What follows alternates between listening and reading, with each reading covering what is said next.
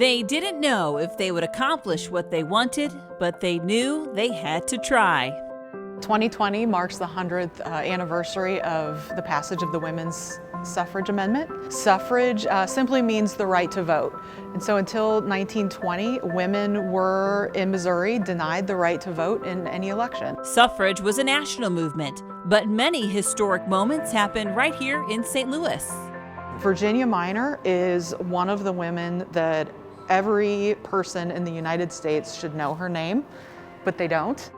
But Virginia Minor essentially kicked off the suffrage movement in the entire country. Honoring Virginia Minor and the bravery of other women in our city by telling their stories was the motivation behind the Missouri History Museum's new exhibit, Beyond the Ballot, St. Louis and Suffrage. All of the artifacts and all of the sections on this side are really showing that even without the vote, that women were impacting St. Louis and really making a change in the city and really impacting the city.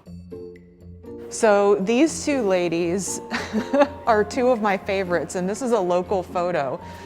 They're wearing bloomers, so they're wearing split skirts, and they decided back in 1894 that they were going to take a bicycle tour talking about the evils of corsets. There are graphic novel-style illustrations of diverse and influential women along the wall, drawn by local female artist Rori.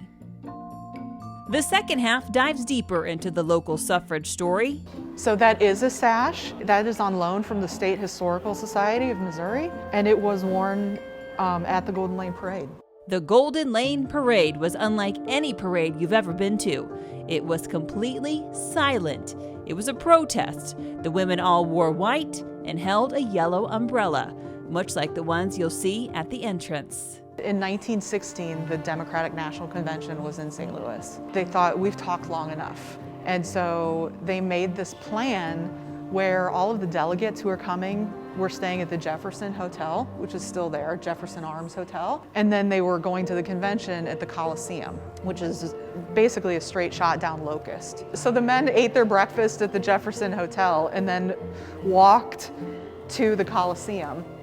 And as they were walking, as you can see in this picture, there were just rows of women just standing there, silent, staring them down. What they were wanting is for the Democrats to put a suffrage plank on the presidential platform. And you think they couldn't vote it in themselves. They had to convince the men to share power. This 6,000 square foot special exhibit shows that St. Louis women led the way to victory. 1910 to 1919 were really the years that the suffragists were active in St. Louis and really making things happen. And we put this timeline together to really highlight the growth of the movement. There's nothing women can't accomplish when they do it together. One of the things that they handed out when women registered were these little cards that they could hang in the window. And so we've blown it up and actually reproduced them. They were determined and still are. Every woman's story is important. Our vote is important. These women spent over 50 years fighting to give us the right to vote, and we really need to use that right that they got for us.